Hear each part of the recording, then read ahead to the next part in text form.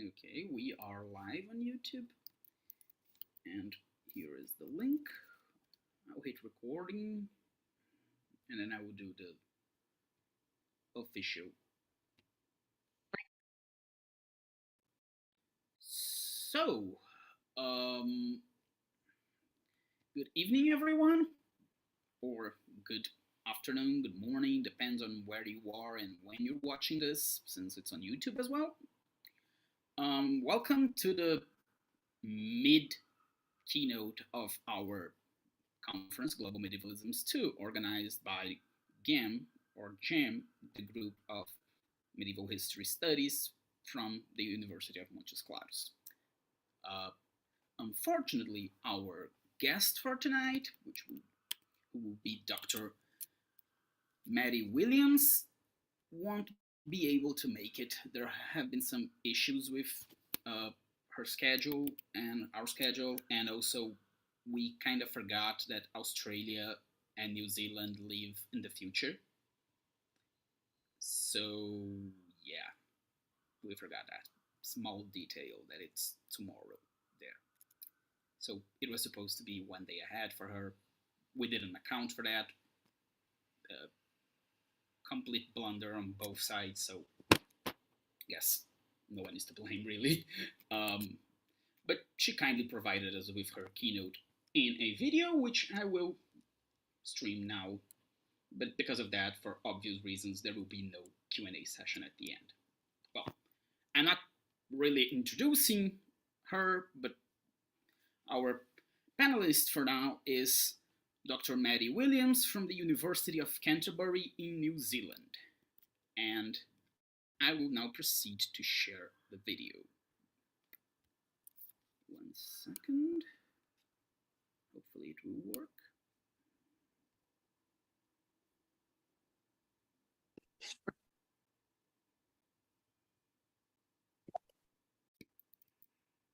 Tēnā koutou, tēnā rā tātou katoa. He uri tēnei no Ngāti Kuia, Ngāti Koata, ko Maddie Williams tōku ingoa. Greetings everyone. Thank you for coming along virtually to listen to this talk on Polynesia and the Global Middle Ages. I'm Maddie Williams. I'm a descendant of the tribes of Ngāti Kuia and Ngāti Koata of the South Island of Aotearoa, New Zealand. So for those of you who don't know, these are Maori tribes. So Maori being the name of the indigenous peoples of Aotearoa, New Zealand. And so the picture on the slide shows some of my ancestors on a native reserve in the Marlborough Sounds in the 19th century. And the other picture on the slide shows the tribal boundaries of the South Island of New Zealand. So we are up in that top section of the South Island. So it's an honour to be here virtually. Sorry that I couldn't be there live today, or tonight rather. And so thank you very much for having me. I'm currently a lecturer in Aotahi, the School of Māori and Indigenous Studies at the University of Canterbury, which is on the land of the Ngaitahu tribe. So I mainly focus on tribal histories and the philosophy of history in my work, as well as medieval history and how these things can interact. So this talk today is primarily based on the book Polinesia 900 to 1600, published by Arc Humanities Press last year in 2021, which allowed me to blend and explore these interests in relation to each other.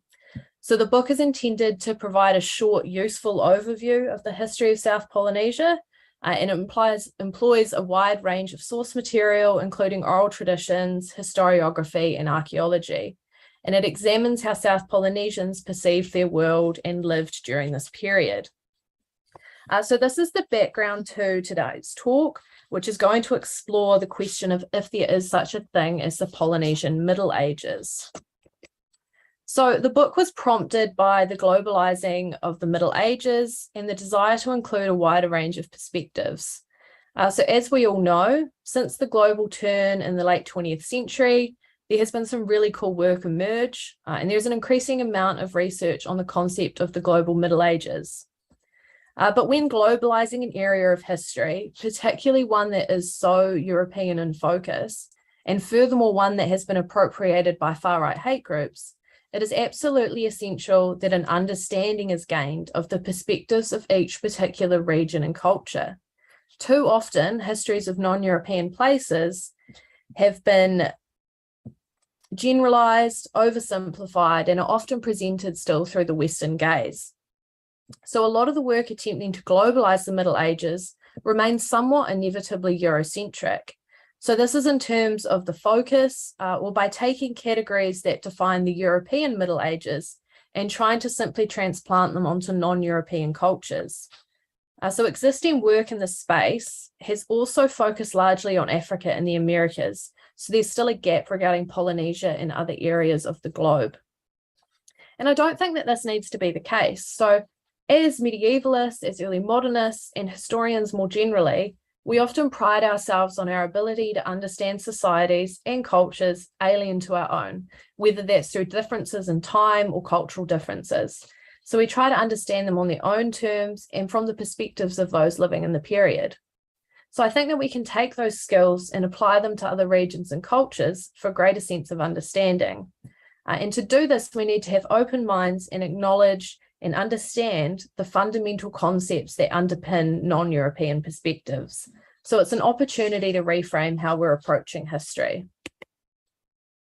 So naturally, the study of non-European histories requires an understanding and appreciation of different source material to that of Western histories. So the study of Polynesian histories suffers from a dearth of information in some respects, primarily written sources, and therefore historiographical skills can't just be neatly transferred from the study of early Western history. So if we want to understand how various groups and people saw and understood their own worlds from their perspective, we obviously need to look at the sources they created to encapsulate their worldviews, rather than sources from outside observers about them. So I really wanted to highlight South Polynesian perceptions of the past, and to do this, I employed a wide range of sources. So some of the key sources for the study of Polynesian histories are waiata or songs, karakia, which are prayers or incantations, haka, dance, oral traditions, whakapapa, which is reciting genealogies, carvings and artwork, tāmoko, tattoo, whakatoki, which are proverbs and sayings, pūrākau, which are stories, myths, and legends, and then also manuscripts that were written down that encompass all of these different sources. So the two key forms of source material that I engaged with were oral traditions and archaeology. So traditions recount such things as beliefs, genealogies, and relationships, while archaeology establishes the environmental and the technological portrait of a period. So within South Polynesia, the historiography and source material is most plentiful for Aotearoa New Zealand, and oral traditions are a really crucial source. So they provide a wealth of information that is just simply unavailable through other sources, and they help to illuminate the worldviews of the Polynesians. To understand them, as noted before, we must first understand the different worldviews and time conceptions of the cultures that produced them. So the concerns most often expressed about oral traditions as a source is that they are unreliable because they rely on memory. But oral traditions were not simply shared without rules or processes in place to ensure they did not become distorted. So they were taught to people trained and chosen for the task, and they followed methods that ensured accurate memorization. For example, traditions are associated with particular geographic locations, and they contain a range of mnemonic devices that ensure their retention. Oral traditions as a source have also been criticised for not adhering to Western chronology, and therefore being impossible to accurately date. But this criticism assumes that the Western method of dating is universally true. And so one way that this manifested in New Zealand was the imposition of a chronological order derived from lifespan estimates and genealogical records onto the oral traditions. But traditions are tribally based, and they have to be understood within their tribal context. So the simplest and clearest definition of oral traditions is given by Ngāi Tahu historian Te Mairi Tau. So he explains that they are oral accounts of a community's traditions. They are more than historical recollections. Traditions incorporate the myths, rituals, and customs of a community. So while oral traditions had to be reliable in the sense that they were employed to determine and retain land rights, they were never intended to convey an objective account. So from the beginning of European contact with South Polynesia, so for Aotearoa New Zealand, this was in 1642 with the arrival of Abel Tasman, there was a really widespread interest in learning about the peoples who lived here.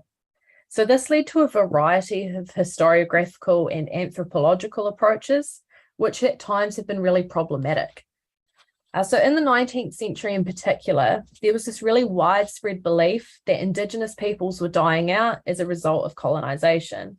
And there was this drive and push to collect as much information as possible before this inevitable event happened.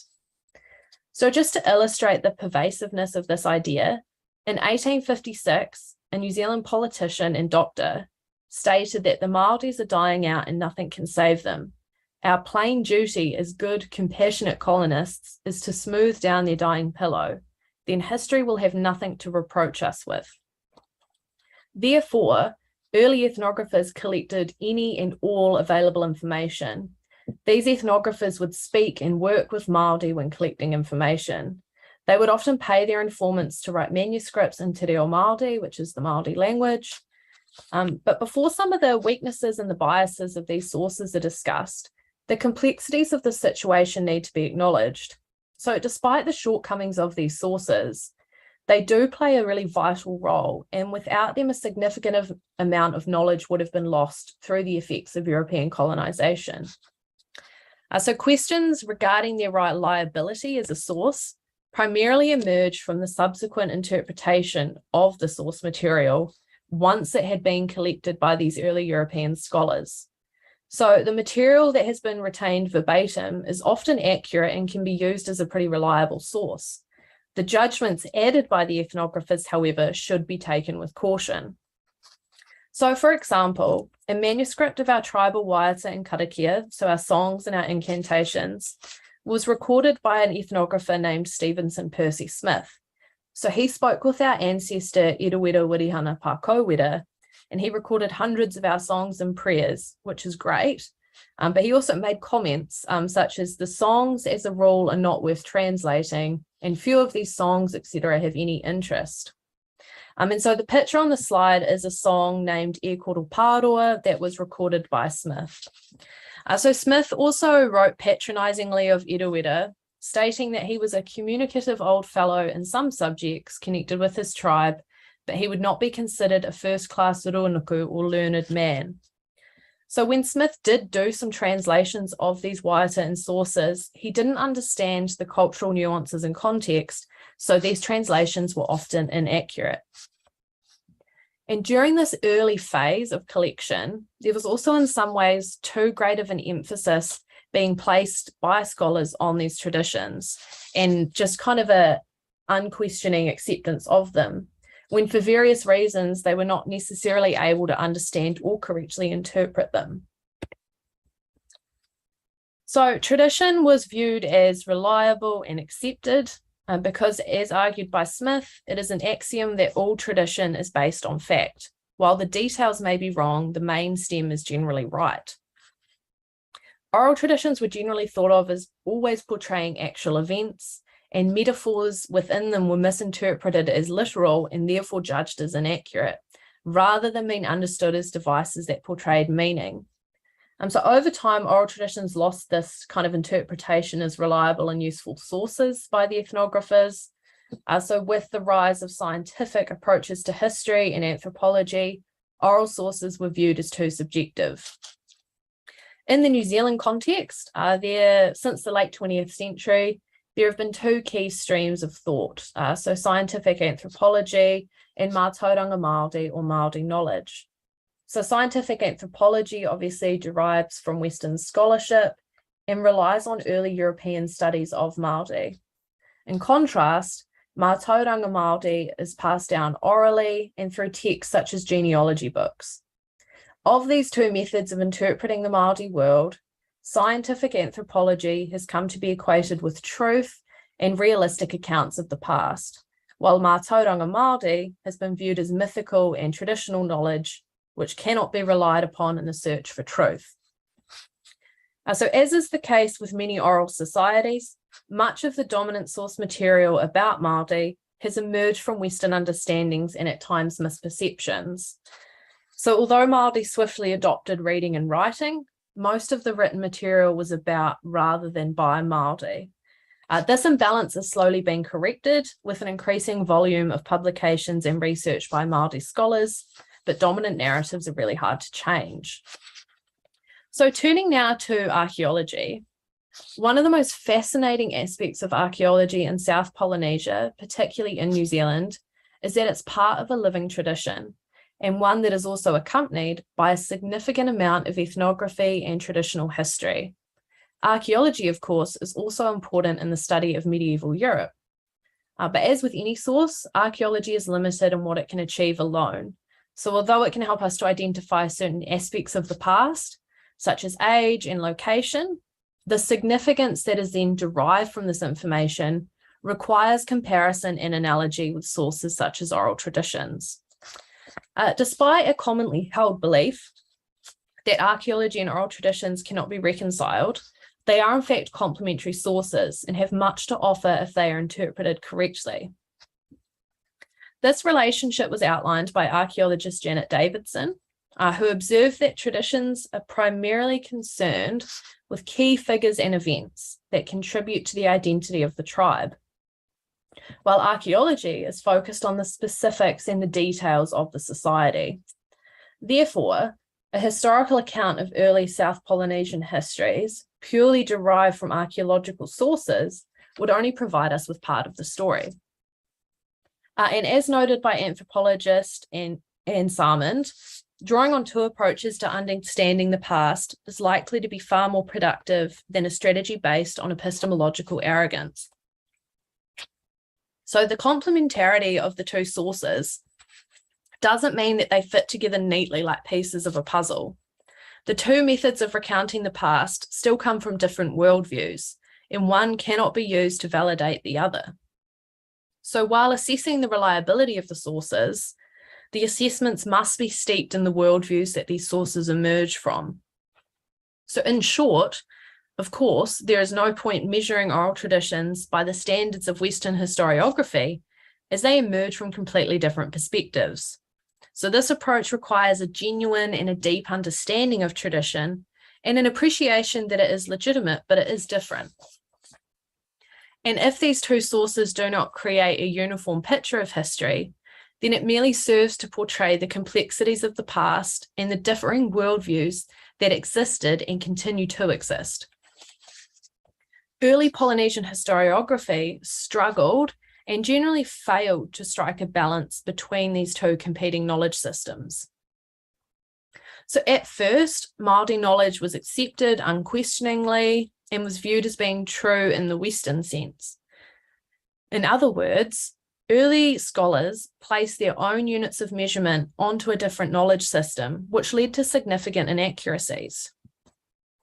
From the 20th century, there was a turn when Māori knowledge and oral traditions came to be regarded as unreliable, leading to a failure to appreciate the knowledge that is held in these traditions.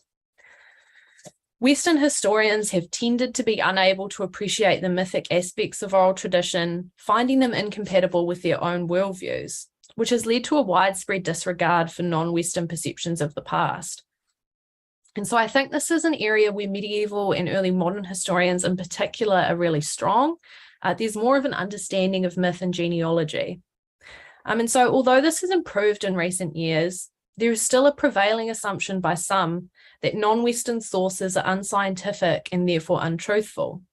But of course, this is not the case. It's simply that these sources cannot be understood using Western perceptions. So when I mentioned before needing to understand the fundamental concepts that underpin the cultures and histories of South Polynesia, one of the really vital ones is geography and perceptions of space. So I'm currently working on some more research in this area, but in terms of the book, what is important is that Polynesia is a construct, and it does not accurately represent how South Polynesians, noting the irony of even using that term, viewed and understood their worlds. So the term Polynesia is a Western label and an artificial construct. Polynesia is derived from the Greek words poly, meaning many, and nesia for island. So it's used to identify the region in the Pacific, the Polynesian Triangle, with the points made up of Rapa Nui, Easter Island off the coast of Chile, Hawaii and Aotearoa, New Zealand, as well as its outlier islands. So the Pacific was divided into Polynesia, Melanesia, and Micronesia by the French navigator d'Urville in the 19th century. Polynesia was then divided into three general regions, west, east, and south. So Western Polynesia was the first to be inhabited, Eastern Polynesia was next, and that is where Rapa Nui is. South Polynesia was the final region to be inhabited, and it is made up of Aotearoa, Rikohu, the Chatham Islands, and the Auckland Islands. So Rikohu lies to the southeast of our capital city, Wellington, and the Auckland Islands are located to the south of the South Island. So the people of these three regions, while in some ways culturally similar, developed in quite different ways. So as the Polynesian voyagers dispersed and migrated,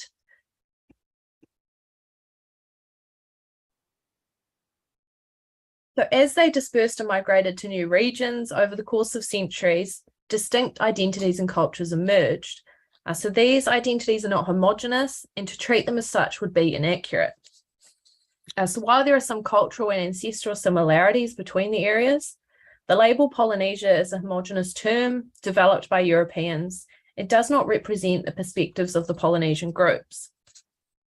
So to this end, rather than write something on all of Polynesia, I instead wrote something on South Polynesia, so New Zealand and Rikohu primarily, and for a bit of comparison, I looked at Rapa Nui as well. And so it's part of a pushback against the homogenizing of Polynesian identities, of which there are many. So there are certainly connections, similarities, but we need to acknowledge the differences as well and attempt to view the world from their perspective, which would be tribally, sub-tribally, and whānau or family-based. So it's important to remember that Europe is not the natural centre of the world. It has been constructed as such. So there is much to learn if we reorient ourselves from different perspectives. So in the recent work, What is Medieval History?, John H. Arnold described this, writing that part of the point of global history more broadly has been to challenge grand narratives that unthinkingly place Europe at their centre and as their default point of reference. So for instance, on this map by scholar David Garcia, he has re-centered Polynesia, and by viewing the world in this way, Europe is decentered, changing the perspective completely. This is much more in line with how Polynesians view the world. So the idea of space being constructed is also related to the next concept I'm going to explore today, which is time. So this brings us to the issues of periodization, which have already been acknowledged and questioned in the literature already. So even within Europe, there are differences too, of course. So even between England, Germany, and France, there are differences in how the medieval is periodized and framed. So it becomes even more problematic if we attempt to enforce European time periods onto non-European cultures and regions, particularly as not all cultures conform to Western time divisions, let alone historical periods. So this was a really big issue for me when I began writing the book. You know, how can I talk about Polynesia in the European Middle Ages? So I originally wanted to entitle it something along those lines, but that wasn't going to work. So it's called Polynesia 900 to 1600, so a different period to the typical Middle Ages, which, as we know, are typically thought of as 500 to 14 to 1500. And the book actually only examines South Polynesia and Rapa Nui in the period somewhat equivalent to the European Middle Ages. But of course, in South Polynesia, there is no Middle Ages. It's a concept that depends wholly on a European perspective. So historical time periods are not naturally occurring, and this meant I used the rough guidance of the Middle Ages, but obviously this wasn't fully applicable. So I went from 900 to 1600, but disregarded these temporal boundaries when and as needed. So while the Middle Ages most certainly are a European phenomenon, we lose a lot by limiting our perspectives to one continent. So there is much we can learn from reorienting ourselves from different perspectives and attempting to expand our understanding. The question of periodization and the imposition of European divisions of time onto other cultures is not simply an issue of inaccurate labeling. Time and space have been described as one of the most powerful hegemonic purveyors of Eurocentrism in modern times. One of the key modes of this transmission has been history, which has helped to normalize European conceptions of time and space. The way in which time is perceived in Western thought is significantly different to that which developed in South Polynesia. So when examining non-Western societies, it is crucial to gain an understanding of their perceptions of the world. And the concept of time plays a vital role in the understanding of South Polynesian source material, such as oral traditions. So Western time is a manifestation of the priorities of Western cultures and societies. So time in the dominant Western sense is thought to be linear, constantly progressing forwards, leaving the past behind. But time is a culturally bound concept. In the Western world, time is viewed as primarily being linear, and the system of measuring time is derived from the birth of a religious figure. This linear conception of time has been described as time's arrow, and the resulting history is an irreversible sequence of unrepeatable events. Time is obviously of critical importance in Christianity, and as a result of Christianity's historical dominance in the West, it has played an essential role in dominant Western thought. So Christianity necessitates a teleological view of history, beginning with the creation and progressing towards the inevitable return of Christ, Judgment Day, and the Apocalypse. As put by Karl Jaspers, the philosophy of history was founded in the Christian faith. The roots of Western understandings of time in Christianity and how this has permeated conceptions of history is of vital importance. It has been argued that history and its associated teleology has been the means by which European concepts of time have been naturalized and universalized, thus undermining other perceptions of time. But it needs to be remembered that the Christian faith is only one faith and not universally relevant or applicable. And the Western system of dating, arising from the birth of Christ, does not gain validity from any absolute law of time, but rather because it provides us with a point of internal consistency. Time, in and of itself, is irrelevant. It's only once it's given shape that it becomes of use. The shape that it is given in Western society is primarily linear, but other societies have shaped it in other ways which are no more or less valid. So events in succession do not equate to history. It's through the act of constructing a narrative, tying these events together, that we create history. And so a narrative can be formed in various ways, and through its creation, the historian, like the tribal elder, has given time its shape. And so this is a really important point, and one that must be kept in mind when attempting to understand various perceptions of the past. History is not a universal method of understanding the past. It is a very specific Western method. So, for example, in direct contrast to the Western tendency to place the past in a chronological order, Māori understandings create a sense of timelessness, where time is viewed as a constant present. Māori conceptions of time are captured in the saying, I ngā rā o mua, which means the days that stand to the fore. Māori exist in the present with our ancestors, the gods, and our cultural heroes. This understanding of time is based on whakapapa, genealogy, which is the basis for the Māori world. And so the clearest analogy that really clearly outlines the differences between Western and Māori thought in regard to time was written by Bill Mackay and Antonia Walmsley.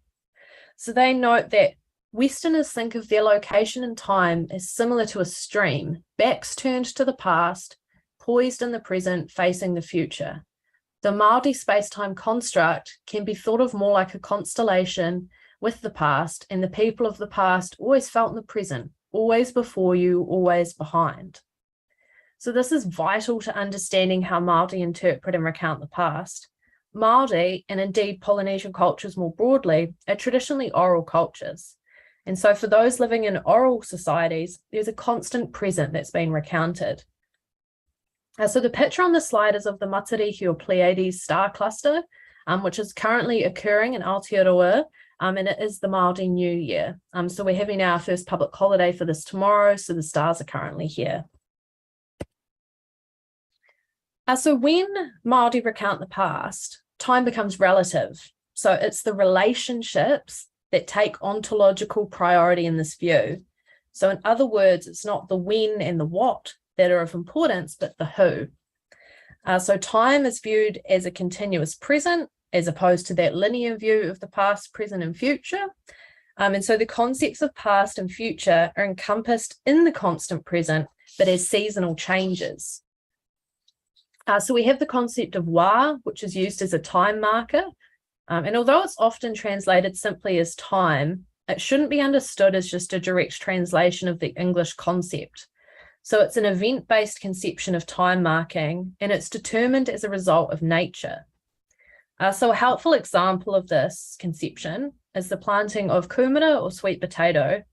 So the wa for which began based on the moon's phases. And so when this period of planting the kumara was finished, wa ceased and timelessness resumed. So this sense of time reflects the deep connection between Māori and the environment in which we live. It is a relational understanding of time that is adaptable to events and opportunities. The continuous present also means that there is interconnection between the living and the dead, and the past is seen as alive. So Māori scholar Ranginui Walker explains that this understanding of time means that Māori have before them the living, their forebears, the dead, the founding ancestors, the cultural heroes of mythology, and the gods back to the primeval pair Ranginui and Papatuanuku, so the Sky Father and the Earth Mother. This is the opposite of Western perceptions outlined earlier, where people live more out of time, removed from history and easily pushing the past behind them. But Māori cannot push the past behind us because it pervades the present. This concept of time can be seen when Māori recount the past. It's as if the passage of time disappears and the notion of timelessness applies. Okay, so there are all these differences. So what does that mean for us as medievalists and early modernists? So I have some just kind of key messages on this. So we need to prioritize the perspectives of those in question, the people from the societies we are talking about. We also need to platform and highlight the voices of scholars from those regions because they know the most about them, they understand the cultural nuances.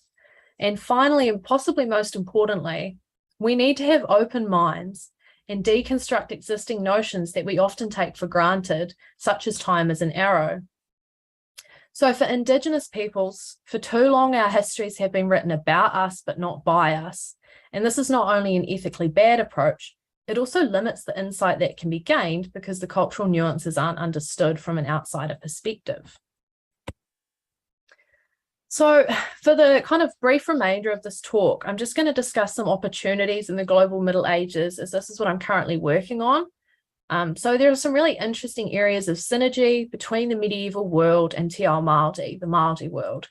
So these are obviously not two topics that usually go together, but there are some really interesting similarities that I think can widen our perspectives when we're looking at both worlds. So these include the transitions from an oral to a written culture, the constructions of genealogies or whakapapa, the evolution of religious thought, and also the formation of family or whānau alliances during kinship feuds. So some of the aspects I'm currently writing about are concepts of geography and genealogy and how these relate to land rights in particular. So prior to the Enlightenment and its obsession with objective reality and scientific thought, European thought was also more relational and subjective. So this means that there are more synergies in the medieval and Māori worlds than the Māori and European worlds that we came into contact with in the 17th and 18th centuries. There are some really important limitations and reservations around conducting comparisons between Māori and medieval societies. So it can be problematic for Māori when comparisons are drawn, as they often seem to buy into the progress narrative. This is because Māori culture is seen as traditional and therefore not fluid by some people. And so by comparing it to an early Western society, Māori could be placed back on the linear arrow of progress and time. So Māori are often described as traditional and relegated to the past. So when comparing Māori society to an early European society, there is a risk of once again placing Māori back in terms of progress narratives. And I think there is a danger of perpetuating a progress narrative if we do place too much emphasis on similarities. However, I think that there is a real value to be found in examining these two societies and their kind of synergies and convergences as well. So this map on the slide is known as Tokis Map. So Tuki Tahua was a chief from the Northland region of Aotearoa. And so in 1793, he was taken against his will to teach weaving to the convicts held on Norfolk Island. So this is in the southwestern Pacific Ocean. So the people who took him quickly realized their mistake, as weaving is generally the female domain, and Tuki wasn't actually much help in that regard. But while he was on the island, he also created a map. So first he drew it in dirt and then on paper for the governor of New South Wales. And so Tuki's map is a really interesting example of how the perception of space held by Māori differed from that of the Europeans. So in this depiction of New Zealand, Tuki has shown his knowledge of the two main islands of Aotearoa, but it's primarily focused on the top of the North Island with a really high level of detail. So these areas that were given the most attention are those that had meaning for and were well known by Tuki. Another key feature of this map is the track that you can see depicted through the middle of the North Island. So this is the pathway for souls to take to Cape Reinga upon death. So there's a belief that upon death, spirits take a path known as Te Aratapu through the North Island to Te Reringa Wairua or Cape Reinga at the top of the island from where they depart. So Tuki's map offers useful insight into the subjective and relational nature of knowledge. Early 20th century ethnographer Johannes Anderson pointed this out. So he wrote that two places would probably be shown on a sketch as close together if the journey between them could be made quickly, or far apart if the journey were difficult or occupied a lengthy space of time. Again, a good harbour would be shown larger than a poor one, their relative importance rather than their relative size being indicated. So while in the modern Western view, map making is a thoroughly objective activity, the task being to depict geography accurately to scale, Māori perceptions were subjective and experiential. I should note here, as many of you will know, that European understandings changed in the 16th century to become more objective as maps became navigational tools for exploration. But prior to this, they were also more symbolic and subjective. So to give another example, raro is the Māori word for north and also the word for below. And the word runga is translated as south and above. So the reason for this is that early migration in Aotearoa was typically southwards. Therefore, where they had come from was behind them, the north, and where they were going to was ahead of them, the south. What is important to take from this example is that the perceptions of space, such as that of Tuki, are not unsophisticated. They're just alien to European understandings. The measuring sticks and priorities are simply different. And so when this is taken into account, Māori and Polynesian worlds are much easier to understand. The understanding of geography, as with history, is based on people and whakapapa. So an interesting kind of comparison is the Hereford World Map, which is pictured on the slide and was made around 1300.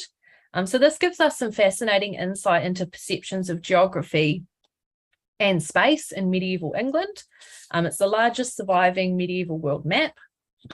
So this style of map was popular in England and are a method of incorporating and giving form to their Christian worldviews in a geographic sense. So the British Isles are depicted on the bottom left, and the zoomed in picture is of Hereford itself. So it's thought that the map was made in Lincoln and then taken to Hereford, and Lincoln is depicted with a particularly high level of detail, such as the cathedral, implying that it was made by someone in that area. On other examples of similar maps, such as the Evesham Mapamundi, Britain is much larger than other areas and takes up 1/5 of the overall map, showing this emphasis on one's own area. So just as Tuki drew his tribal area, the area he knew best is the most detailed on his map, it seems the same has been done in these cases. These maps weren't intended to be objective and realistic in the sense we would think of maps now. So Jerusalem is at the center of the map, and Christ is overseeing it all above. It also depicts paradise in the Garden of Eden. And interestingly, it also depicts the route of the Exodus. So these are reminiscent in some senses to Tokis' depiction of that path through the North Island. The perception of geography was much more subjective in this era than following the Enlightenment. So Catherine Delano Smith, in her work on these, explained, we show that maps had no place as land or sea travel aids in England until the late 16th century. So these are just some kind of food for thought here, some very initial ponderings on some interesting confluences between these two worlds and how Māori worldviews can offer some insight into the medieval world.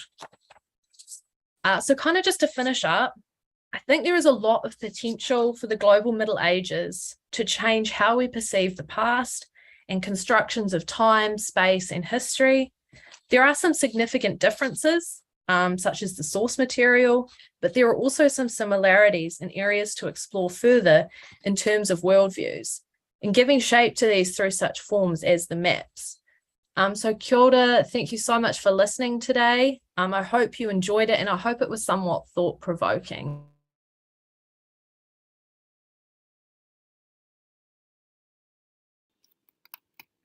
Okay. As expected, that was quite amazing. And it's disheartening that, well, we can't have a Q&A. Indeed, Angela, this was terrific. So, yeah, I guess we will all brew these discussions inside and, well, we will keep them for Angela's keynote tomorrow, which does share a similar theme. So I guess we can all bother Angela with our many queries on the topic. And that being said, I would like to thank all of you who stayed till the end and all of you who are watching our conference. See you all tomorrow morning, hopefully. And thank you all again.